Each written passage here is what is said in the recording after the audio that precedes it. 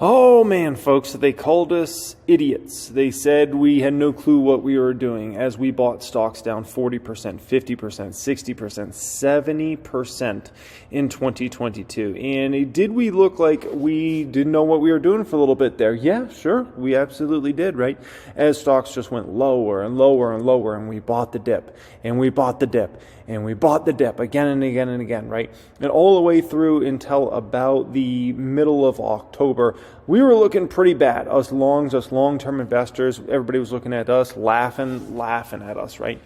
And boy, had the tables turned now at this point in time. And we're finding out who really knows what's going on and who really doesn't actually know what's going on now at this point in time. And the tables turn quite quickly. And I can tell you, retail's getting a lot smarter. Not everybody in retail. There's plenty that like to be degenerate gamblers, okay, and do all the stuff in relation to, playing all the short-term stuff and in and out and doing whatever they do, okay. But I can tell you, for a lot of us, we're just a step ahead of the whole game now at this point in time, folks. And this isn't the first time, okay. We've shown them how it's done before, as in 2020, and we're showing them once again. I appreciate everybody joining me, as always, okay. First thing up here, Nvidia, you gotta love it, man. Not even a stock I personally own, but I just love to see it up 8.8% after hours. A stock that retail absolutely loves, a company, one of the best companies in the world, and a stock that Wall Street sold off of in mass last year. In mass, they dumped these shares. They didn't care what price it was. They were dumping out of Nvidia as fast as they possibly could. All to now, guess who's buying after hours? Do you think that's retail? No, now Wall Street's having a load up on these shares at substantially elevated prices. What happened here? Earnings per share came in better than expected. Revenue came in better than expected. And for one of the most beloved companies out there, right? Yeah, this is one of those moves that you're going to see a stock price move up very nicely, right? And in relation to their data center business, they're going to get a huge boost over the coming years from artificial intelligence, all this AI talk, ChatGPT, obviously what Microsoft's doing, what Google could be doing. This could be a huge long-term, multi-years, if not multi-decade boost to NVIDIA's business, right? Jensen Huang, the Nvidia CEO, is one of the best CEOs in the world, right?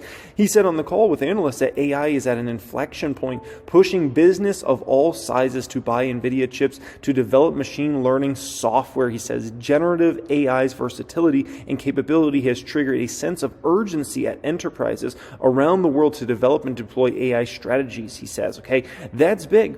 And you take a peek at this, okay? I think this just matters in such a significant way. Nvidia was a company that was $300+ stock, right? $300+ stock. Obviously, they deserve to go there. I mean, the company just executes on an extremely high level, right? Incredible revenue growth over the years, earnings per share growth. And then obviously everything slowed down in a huge way.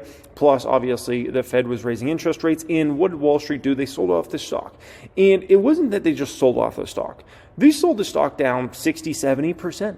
This is one of the greatest companies in the world. I understand a 20% sell-off in Nvidia. I understand even a 30% sell-off in Nvidia. They sold the stock off 50, 60, 70%, all the way to $108 when it hit the lows, right? And so if you were buying as the stock just went lower and lower and lower, you looked like you had no clue what you were doing as those stock went lower and lower and lower, right? And it's like, why did you buy at 150 when now the stock's 120 and you can buy, right? And then you buy at 120 and then it goes to 112 and then 108 and you're like, oh my gosh, man, every time I buy the stock, it just goes lower and lower and lower, right? And when you're buying in a crashing market and you're catching falling knives, sometimes you don't look the smartest in the short term. But I can promise you, you're almost always, when you're buying great companies, you're almost always the smartest over the long term. Because everybody else sits there on the sideline. And they're in this situation, right? Where now they're watching the stock at 225 after hours. It's basically it's over doubled up from the bottom, right? The bottom was 108 in October. Now it's 225. The stock's over doubled up now. And now you got all these people, all these folks, and I watch a ton of CNBC and see these folks go on TV all the time and talk about this, right? And you got the short sellers in this other crowd that's now like praying and hoping that like these stocks go back down. They're like, please crash again, please crash again. And they're so desperate because they weren't out there buying in 2022. They were selling in 2022. And many of them were short selling especially in the back half of 2022 as the news cycle started to get worse and they got more confidence around shorting. So none of these folks have shorted. They got puts that expire and worthless all over the place, and simultaneously they're not nearly as invested as they want to be, and so they're stuck in this situation where they're trying to talk themselves in any way possible about sending this market down. They're like hoping, right? And I can tell you, when you're on hopes and prayers in the stock market, it's not a fun place to be, okay? There's a stock I personally own that stock's on hopes and prayers now at this point in time. It's not a comfortable place to be. But it's one thing if you got one stock that's on hopes and prayers. It's another thing when your entire portfolio is on hopes and prayers.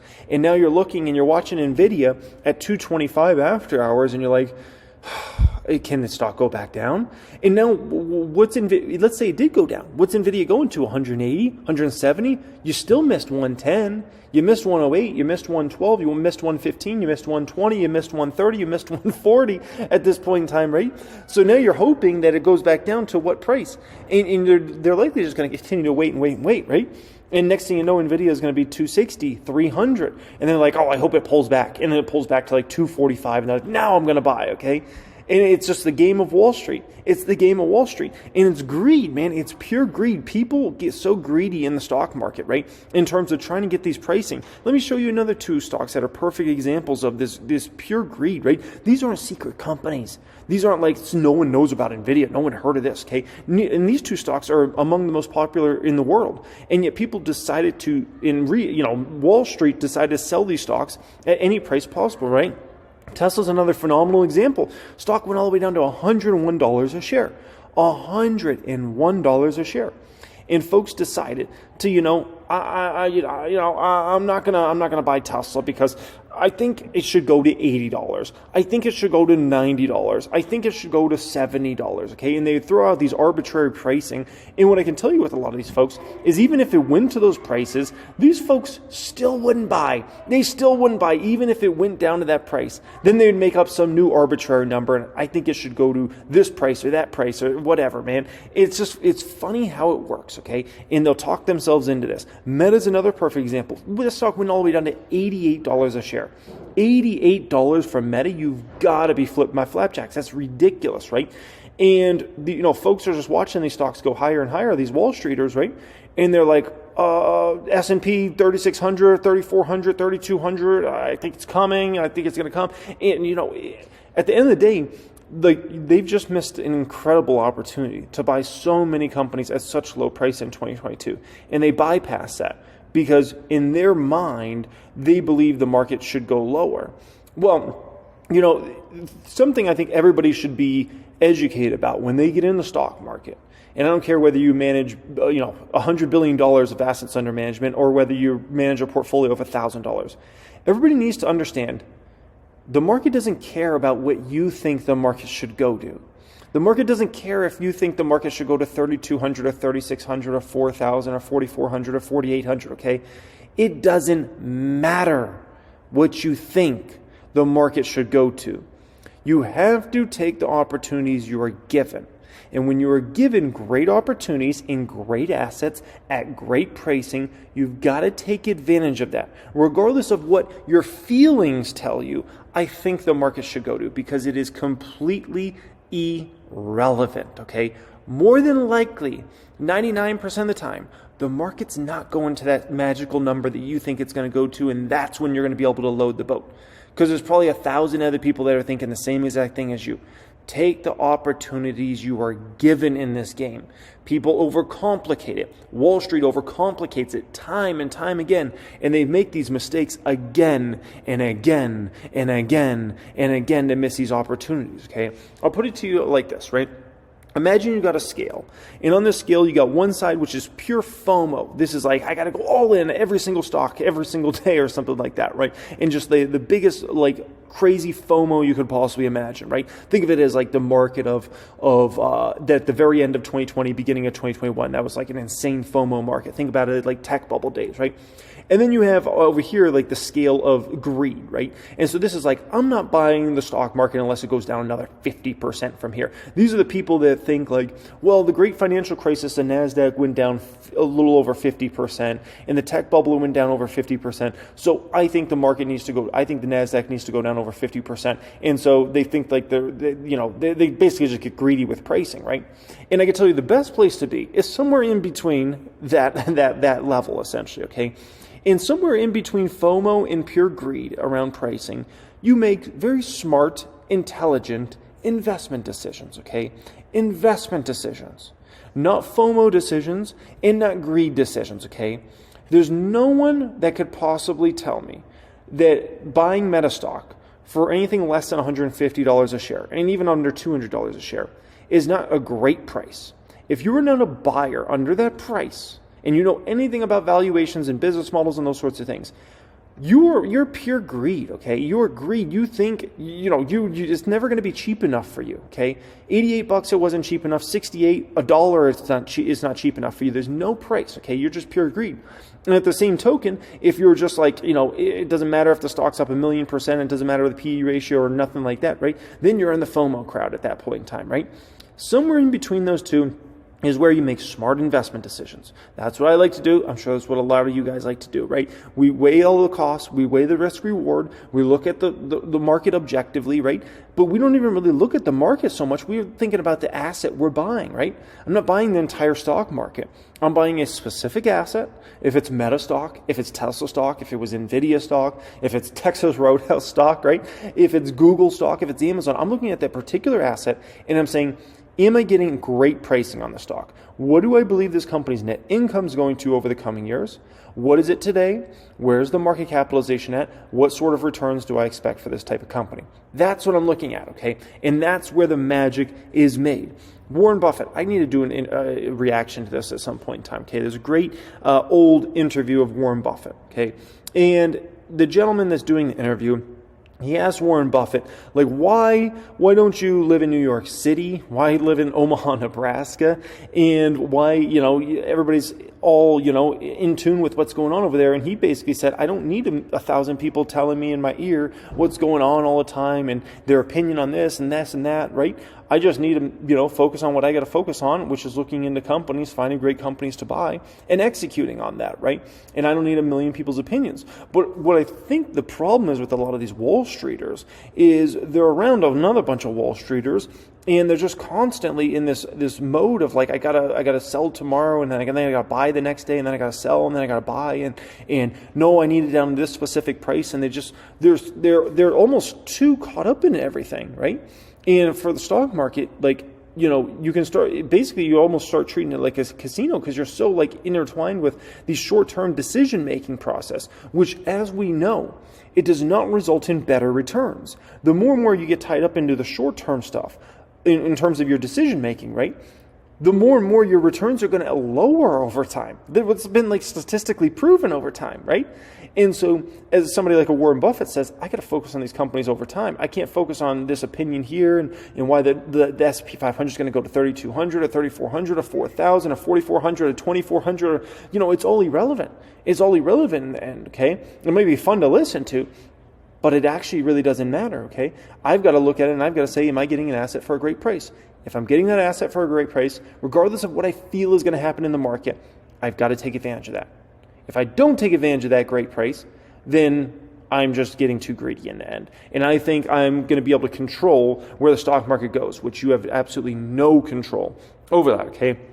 Next up here, AMD. AMD's making a move after hours as well. 3%. Congrats for all AMD shareholders out there. That stock fell all the way to $54 in 2022. Got absolutely wrecked, right? And I'm sure a lot of you guys have been able to take advantage of that, and congrats to you, right? Micron making a move upward after hours as well. 1.2% on the back of these Nvidia earnings. That stock's been smacked. Micron, really good company. It's just they're in a tough spot almost all the time because they never command a very big valuation on the company. They obviously have to deal with kind of the ups and downs of the memory chip market. Honestly, it feels like, I'm surprised Warren Buffett and his squad over there, Todd and Ted, I'm surprised they don't make a move on MU. I'm really, really surprised, especially seeing their move with TSMC recently. I think MU is the perfect Warren Buffett type stock. Very low valuation on this company. They have some competition, but it's not an immense amount of competition. cash flowing company. They do have to put that money back into the business. That is something to think about, but we know Warren Buffett has plenty of those sorts of companies around. So I'm surprised they haven't made a move on MU. And I wouldn't be surprised if in the future they don't make a big move for MU over there at Berkshire Hathaway, okay? Etsy's making a nice move upward after hours, over a 5% move. Another example of a stock that got absolutely obliterated. The stock was what, $250, $300, something like that, and fell all the way to $67. Wall Street dumped out of these shares left and right, and the stock's already doubled up, man. It's already doubled up now at this point in time. And when it came to Etsy, I got to say it's pretty impressive in terms of their revenue growth. It's a very, very tough environment. In the e-commerce business, like to grow revenue right now, very, very difficult. So the fact that they came in with a very nice beat here is very telling about kind of their positioning in the market right now. $807 million of revenue, 752 is expected. It's a win, man. In this market, that's a dang win. Lucid down after hours, down about 8.8%, roughly down to $9 a share. Who knows where it'll trade out tomorrow? Maybe it's in the 8s. And when it came to Lucid, and I've spoken negatively about Lucid so many times in the past, right? It was a company I looked very in depth into. I really wanted to be a stock that I could buy, right? And a lot of people have always wanted to know my opinion on this company, obviously, since I've been a Tesla shareholder for a long, long time now, right? But when it comes to Lucid, they have so many issues. I mean, they just reported short of expectations. They built 7,000 Lucid Air sedans last year. This year in 2023, they're supposed to make 10,000 to 14,000. The issue is this company's a huge money-losing company. I mean, huge. Like they're going to have to raise probably billions of dollars over the next few years just to survive. Okay, just to survive. But the thing with Lucid that doesn't make it very attractive is they want to be a niche market maker. They want to be a niche vehicle maker.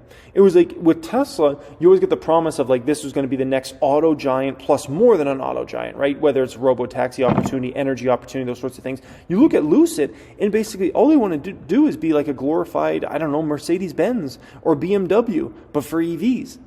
And it's like, okay, cool. You know what I mean? But their price points are so dang high for their vehicles. And that's just not a very attractive, compelling case when you're a huge money-losing company, right? And somebody like myself, right? I have a Model X and I have the Model S Plaid. I am the ideal Lucid customer, okay? The ideal Lucid customer. I've looked into their product and I've got to say, there's absolutely no reason, and this is no disrespect if you own Lucid stock, don't be mad at me. I'm just saying there's 0% reason why I would need to go buy a Lucid and say I'm going to get rid of my Model S Plaid. 0%. I've watched several reviews on the car just trying to see, like, is it more interesting? Like, it has a higher price point? Is it better? It would be a worse experience. I'm 100% convinced of that. Whether it's from the supercharging network side, whether it's the way the car works, whether it's the software. Like, I've watched so many reviews on that car, and I'm like, this is a worse product than Tesla makes for far cheaper. And so why would I get rid of my Tesla to go buy a Lucid? It doesn't even make sense. And this is coming from somebody that, is their prime customer, somebody with money that's an EV, an EV consumer. And so it just doesn't make any sense. And so I'm like, if I feel like that, I'm sure there's a lot of other people that are going to go and try to make a decision. Like, do I want to buy one of these Lucid Airs or would I rather just get a Model S Plaid? And I think a lot of people are going to choose the S Plaid over one of those Lucid Airs. That's just my personal opinion on that. Maybe it's an attractive stock longer term, but with their financial problems they have right now, plus I don't know if they're going to have that sort of brand. They got a lot of work to do, man, a lot of work. A move I did like right now after hours is Dutch Bros moving down after hours. This is one of those stocks I kind of hope goes down. I would love to see the stock in the 20s, something like that. It's not a position I have right now, but it could be a stock I own in the future. Now, in regards to Dutch Bros, this is a fast-growing company. They increased their revenue 44%, right? 44%. 201 mil versus 195 mil was expected. Nice. But they did not make as much money on the bottom line as expected. Quarterly earnings of 3 cents per share. That missed estimates of 7 cents a share, so that's a pretty large miss there. They opened 133 new stores. Whatever you want to call it. I call them coffee shops. They call them stores, okay? For the year, impressive numbers. They're going to well over double their amount of stores over time here, essentially, okay? They want 1,000 system-wide shops by the first half of 2025, and they're striking $1 billion of revenue in 2023, or somewhere around there, roughly. So it's all very impressive, but for me right now, I just kind of look at it out there, and I'm like, if I want to own something in the restaurant-type space, right now my focus is really on Texas Roadhouse. Texas Roadhouse has a great growth opportunity as well. Not as much growth, certainly, as something like, a Dutch Bros, but between the Texas Roadhouse brand and their Bubba's brand, still extraordinary amount of growth opportunity for Texas Roadhouse at a very much more fair valuation than something like a Dutch Bros, and obviously much more of a proven business model in Texas Roadhouse versus obviously a Dutch Bros, right? Coffee shops, definitely one of the most competitive, restaurant industry competitive, but I can tell you can compete with Dutch much easier than you compete with Texas Roadhouse. You can't compete with Texas Roadhouse. Like flat out, you're not going to be able to bring your costs down to be able to serve the type of quality of meals at Texas Roadhouse for the price point that Texas Roadhouse has. Okay, it's not even possible. Like you could ask anybody in the restaurant industry, and they're like, dude, I don't even know how they make money, but they do. It's amazing. They run their business just. I think they're the most well-run restaurant chain by far and away in the world. Like I've never seen anything like it. I'm talking about for sit-down restaurants, right? Dutch Bros, I can tell you there's a million different coffee shops that have coffee just as good as Dutch Bros, okay? And I'm a Dutch Bro consumer, but I also go to Starbucks and I also go to whatever other place, okay? At the end of the day, that's a very easy, replicable business model, and so that's why I'm like, do I want to really pay a huge, insane premium for that versus like a Texas Roadhouse that literally has no competition? Like, you can't compete with them. You straight up can't compete with them. They're in their own, like, league, essentially, when it comes to that whole game, okay? So that's kind of the way I'm looking at it, but I am still interested in Dutch Bros. It's just I need the pricing to be right. If this is still a $30-something stock at this time next year, then maybe we can talk, or it goes to the 20s. But yeah, right now it's definitely trading extremely rich still on the valuation basis, okay?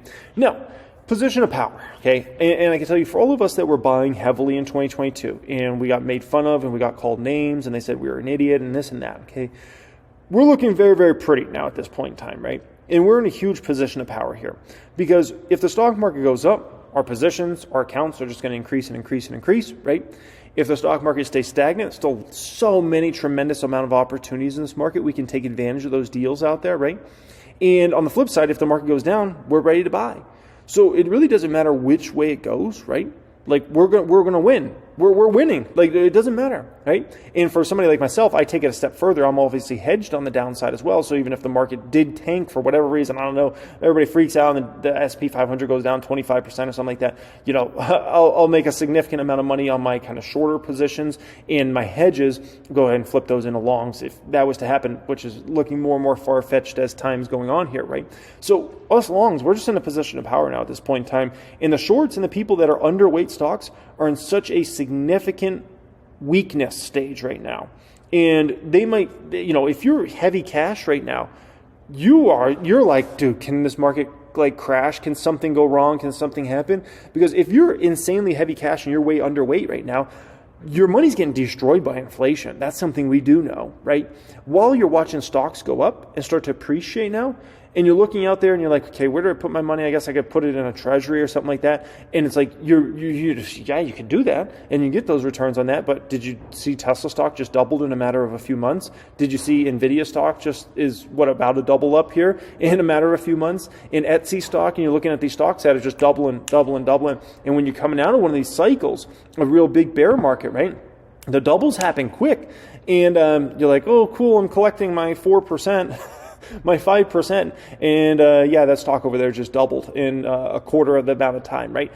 That's not a fun feeling. So for us longs, man, we are in the position of power right now. It doesn't matter which way the business market goes, we're winning. We're winning. And obviously, if we get on the right track here and get earnings start to come back as 2023 rolls along, right, then we're in an extra position of power. And and the other folks are not in a position of power right now. And that's why you see Nvidia stock up 8% plus. Wall Street's like, oh crap, man. They actually came in with better results. We got to buy this baby. We got to get on this train now. And it's like, dude, you already missed, the first 80, 90, 100% move in the stock over this past year, right? But nonetheless, folks, that's why you keep focused on the long term. Don't worry about what people say in the short term. They're going to make fun of you, whatever, okay? At the end of the day, you see a great asset, you got to pounce on that asset, okay? And it's your financial future. Those opinions will be relevant, right? As the great Alex Hormozy says, right? You're going to die someday. You're going to die someday, and your opinions of other people are going to die when you die. And so those are never relevant anyways. Live your life, make your investment decisions, right? And take advantage when you see opportunities in the market. And if they were calling you an idiot for buying Meta at $120 when it fell to $90 and $80, right? Like, so be it. at the end of the day, like if that stock's going to where we think that stock's going to do, $300, $400, $500 stock over the coming years, like, you know, whether you got it for 120 or 140 or 100, it really didn't make a difference in the end, right? So I appreciate everybody joining me as always. If you're looking to becoming a better investor than you are currently today, join us in the private stock group, the private wealth group, if you want to apply for that. It will be in the description area to join us in there. Appreciate y'all. Much love and have a great day.